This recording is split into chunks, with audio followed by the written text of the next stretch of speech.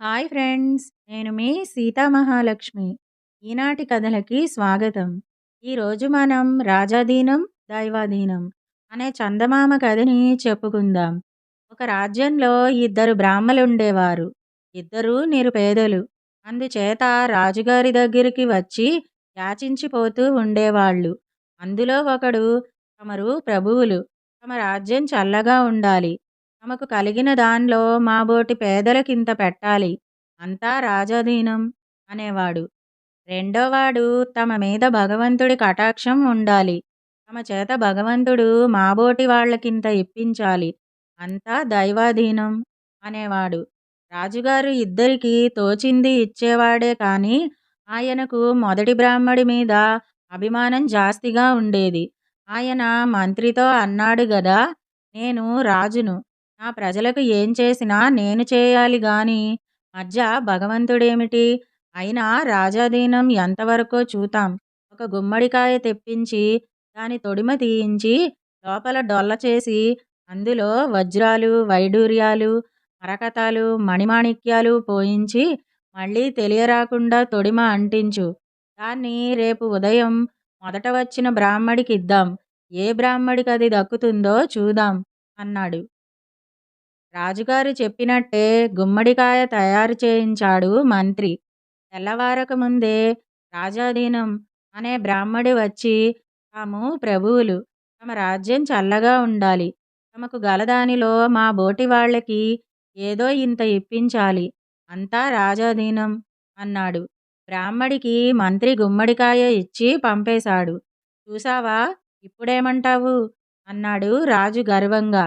గుమ్మడికాయ పట్టుకుని పోతూ బ్రాహ్మడు, ఇదేమిటి, రాజుగారు ఇంత ధాన్యమో ఇంత పప్పో ఇప్పించక ఈ దిక్కుమాలిన గుమ్మడికాయ ఇప్పించారు. దీన్ని ఎవరికన్నా ఇచ్చి బియ్యం పట్టుకుపోదాం, చెడ్డ బరువుగా ఉంది కూడాను అనుకున్నాడు.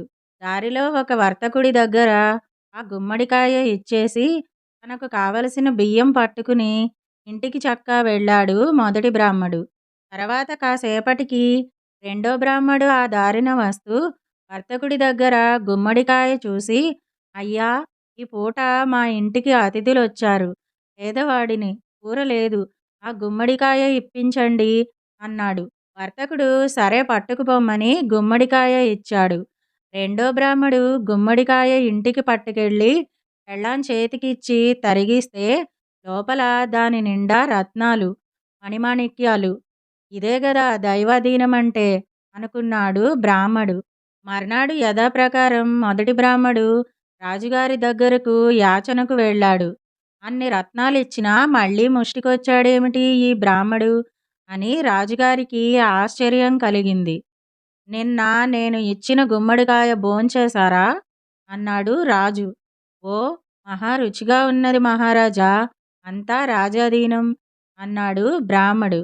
అంతా మీరే భోంచేశారా, కొంత ఎవరికైనా ఇచ్చారా అన్నాడు రాజు. అంతా మేమే భోంచేశాం మహారాజా, తమరు ఇచ్చిన ప్రసాదం పైకి పోనిస్తామా, అంతా రాజాధీనం అన్నాడు బ్రాహ్మడు. ఈ అబద్ధాల బ్రాహ్మణ్ణి వీపు చిట్లగొట్టండి అని ఆజ్ఞాపించాడు రాజు. దెబ్బ అనగానే దెయ్యం వదిలి బ్రాహ్మడు జరిగిందంతా చెప్పేశాడు. గుమ్మడికాయ వర్తకుడి దగ్గర బ్రాహ్మడిచ్చినట్టు విని రాజు వర్తకుడిని పిలిపించి, నిన్న ఈ బ్రాహ్మడిచ్చిన గుమ్మడికాయ ఏం చేశావు అని అడిగాడు. బ్రాహ్మడి సొత్తు నాకెందుకు మహారాజా, అది మరో బ్రాహ్మడికి దానం చేశాను అన్నాడు వర్తకుడు. రాజుగారు రెండో బ్రాహ్మణ్ణి పిలిపించి, నిన్న వర్తకుడి దగ్గర పుచ్చుకున్న గుమ్మడికాయ మీ ఇంట్లో వండుకున్నారా అని అడిగాడు. వండుకోటానికి ఎక్కడిది మహారాజా, దాన్ని కోసి చూద్దుము కదా, దాన్నిండా రత్నాలు కెంపులును, అంతా దైవాధీనం, భగవంతుడి అనుగ్రహం చేత నా దారిద్ర్యం తీరిపోయింది అన్నాడు రెండో బ్రాహ్మడు. తాను మేలు చేయదలిచింది మొదటి బ్రాహ్మడికి, కానీ మేలు జరిగింది రెండో బ్రాహ్మడికి. అంతా దైవాధీనమే గాని తన ఆధీనంలో ఏమీ లేదని బుద్ధి తెచ్చుకుని రాజు పొగరు దించేసుకున్నాడు. మాటిమాటికి రాజాధీనం రాజాధీనం అంటూ తనకు పొగరెక్కించిన మొదటి బ్రాహ్మణ్ణి తన దగ్గరికి ఎన్నడూ రావద్దని తరిమేశాడు. ఇదండి రాజాధీనం, దైవాధీనం అనే చందమామ కథ. ఇప్పుడు మరో కథని కూడా మనం చెప్పుకుందాం. 'వాతాపి ఇల్వలుడు' అనే కథని విందాం. అగస్త్య మహాముని అంటే అపూర్వ మహిమాన్వితులు, ఎంతో గొప్పవారు. హిందూ పురాణాల్లో అగస్త్య మహాముని గొప్ప ఋషి, పండితుడు. ఆయన ఋగ్వేదంలో అనేక శ్లోకాలు, కావ్యాలు రచించారు.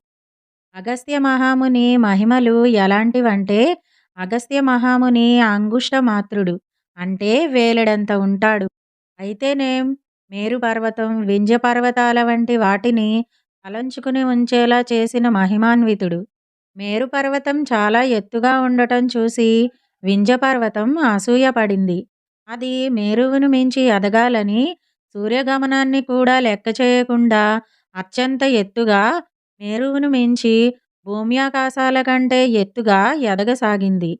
దీనివల్ల సూర్యచంద్రుల గమనానికి ఆటంకాలు ఏర్పడి పగలు, రాత్రి సక్రమంగా లేక ముల్లోకాల్లోనూ ప్రజలు, దేవతలు చాలా ఇబ్బందులు పడసాగారు. అప్పుడు ముల్లోకాల్లోని ప్రజలు, దేవతలు అగస్త్య మహామునిని తమకు సాయం చేయవలసిందిగా ప్రార్థించగా, ఆయన వింధ్యపర్వతం గర్వాన్ని అణిచివేసి దాని ఎత్తు తగ్గించి అణిగి ఉండేలా చేశాడు. అగస్త్య మహాముని తన భార్య అయిన లోపాముద్రతో కలిసి ఆ పర్వతం వద్దకు వచ్చి, తాను ఉత్తర దిశ నుంచి దక్షిణ దిశకు వెళుతున్నానని, అంత పెద్ద పర్వతం ఎక్కి దిగలేమని, దారి కడ్డంగా ఉన్నదని, ఎత్తు తగ్గించమని ఆజ్ఞాపించగా, వింధ్యపర్వతం అలాగే చేసి ఎత్తు తగ్గించుకున్నది. తాము మరలా ఉత్తర దిశకు తిరిగి వస్తామని, అప్పటిదాకా అలాగే తల వంచుకుని ఉండమని చెప్పాడు. కానీ ఇప్పటిదాకా తిరిగి రాలేదు. అప్పటినుంచి తల వంచిన ఆ వింధ్యపర్వతం ఇప్పటికీ అలాగే ఉంది. అప్పటినుంచి సూర్యచంద్రుల గమనాలు, పగలు రాత్రి కాలగతులు అన్నీ సక్రమంగా జరుగుతున్నాయి. అంతేకాదు, అగస్త్య మహాముని ఒకసారి సముద్రం మొత్తాన్ని తాగేశాడట. రామాయణంలో రామరావణ యుద్ధం సమయంలో శ్రీరామునికి ఆదిత్య హృదయం అనే శ్లోకాల్ని ఉపదేశించాడు. ఇంకా ఋగ్వేదంలో అనేక శ్లోకాలను, మంత్రాలను రచించాడని చెబుతారు.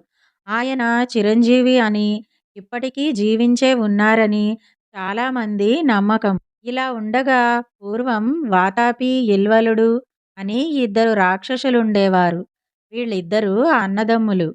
పెద్దవాడు ఇల్వలుడు, చిన్నవాడు వాతాపి. వాతాపికి కామరూప విద్య అంటే సులభంగా తాను కోరుకున్న జీవి రూపంలోకి మారే విద్య తెలుసు. అందువల్ల వీళ్ళు దారిన పోయే బాటసారులను మోసగించి జీవించేవారు. వాళ్ళు మోసగించే విధం కూడా చాలా గమ్మత్తుగా ఉండేది. వాళ్ళ వాకిటి ముందుగా ఎవరైనా వస్తున్న అలికిడి అయిందంటే చాలు, వెంటనే వాతాపి దిట్టంగా బలిసిన పొట్టేలుగా మారిపోయేవాడు. ఇల్వలుడు ఆ పొట్టేలును వాకిట్లో కట్టేసేవాడు. ఎవరైనా బాటసారి అటు రాగానే, "మంచి పొట్టేలు మాంసంతో భోజనం బాబయ్య, చాలా చౌక" అని ఇల్వలుడు అతణ్ణి పిలిచేవాడు. నిజమే గదా అని బాటసారి ఆశపడి లోపలికి వచ్చేవాడు. ఇల్వలుడు పొట్టేలును నరికి కూర వండి బాటసారికి కడుపు నిండా భోజనం పెట్టేవాడు. బాటసారి కూడా చాలా సంతోషించి తిరిగి తన దారిన తాను వెళ్ళటానికి బయలుదేరేవాడు. ఇంతలో ఇల్వలుడు ముందుగానే వాకిట్లోకి వచ్చి, "వాతాపి, వాతాపి, ఒకసారి బయటికి రా" అని కేక వేసేవాడు.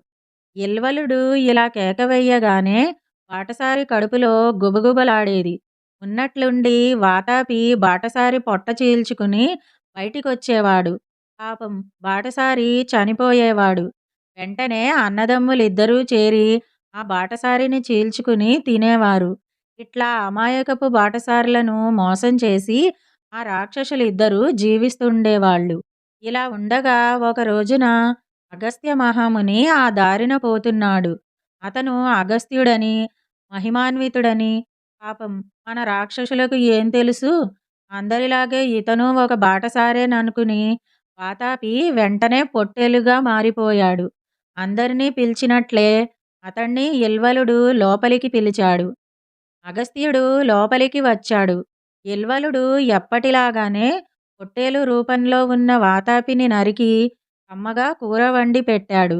అగస్త్యుడు కూడా కడుపు నిండా తిని బయలుదేరబోయాడు. ఇంతలో కడుపులో గుబగుబలాడుతున్నట్లు అగస్త్యుడికి తోచింది. మహాముని గదా! అందుచేత తన దివ్యదృష్టి వల్ల కడుపులో వాతాపి ఉన్నట్లు, ఇదంతా ఆ రాక్షసులు తనని చేసిన మోసమని అగస్త్యుడు తెలుసుకున్నాడు. అంతేగాకుండా ఇల్వలుడు "వాతాపీ! వాతాపీ! ఒకసారి బయటికి రా" అని కేక వేయబోతున్నాడని కూడా అగస్త్యుడు గ్రహించాడు. అందుకని వెంటనే అగస్త్యుడు తన పొట్ట మీద చేతితో రాచుకుంటూ "జీర్ణం జీర్ణం వాతాపి జీర్ణం" అన్నాడు. అగస్త్యుడు ఈ మాటలు అనగానే లోపల ఉన్న వాతాపి పాపం లోపలివాడు లోపలే జీర్ణించుకుపోయాడు. పాపం తమ్ముడు కాస్త అగస్త్యుడి కడుపులో జీర్ణించుకుపోయిన సంగతి ఇల్వలుడికేం తెలుసు? అందుకని ఇల్వలుడు మామూలుగా "వాతాపీ! వాతాపీ! ఒకసారి బయటికి రా" అని కేక వేశాడు. కానీ వాతాపి రాలేదు. మళ్ళీ కేక వేశాడు. "ఊహూ, రాలేదు. ఏమిటి సంగతి" అని ఆలోచించసాగాడు. అప్పుడు అగస్త్యుడు తను "జీర్ణం జీర్ణం వాతాపి జీర్ణం" అని పొట్ట మీద రాచుకున్న సంగతి బయటపెట్టి తన దారిన తాను చక్కా పోయాడు. తను ఇతరులను మోసం చేయదలుచుకున్నందుకు తనకే మోసం జరిగింది గదా అని ఇల్వలుడు చాలా విచారించాడు. ఇదండి వాతాపి ఇల్వలుడు అనే కథ. జీర్ణం జీర్ణం వాతాపి జీర్ణం అనే నానుడి ఈ కథ నుంచే పుట్టింది. అప్పుడే పుట్టిన చిన్నపిల్లలు, నెలల పసికందులకు తల్లిపాలు గాని, కడుపు నొప్పి మందు గాని, అన్నప్రాసన చేసి కొత్త ఆహారం తినడం అలవాటు చేసినప్పుడు గాని, అమ్మమ్మలు, నానమ్మలు పసిపిల్లల్ని తమ కాళ్లపై పడుకోబెట్టుకుని చేతులు, కాళ్ళు పొట్ట మీద రాసి నిమిరి "జీర్ణం జీర్ణం వాతాపి జీర్ణం, గుర్రం తిన్న గుగ్గిళ్ళు జీర్ణమైపోవాలి" అనేవారు. ఈ మాట అనడం వల్ల ఆ పసిపిల్లలకు ఎంత కఠినమైన ఆహారం ఇచ్చినా, అలాగే ఎంత చేదుమందు ఇచ్చినా వాళ్లకు అరిగిపోతుందని నమ్ముతారు. ఇది "జీర్ణం జీర్ణం వాతాపి జీర్ణం" అనే నానుడి వెనుకున్న కథ. ఇదండి వాతాపి ఇల్వలుడు అనే కథ. ఈ 2 కథలు గనక మీకు నచ్చినట్టయితే లైక్, షేర్, కామెంట్ చేయండి.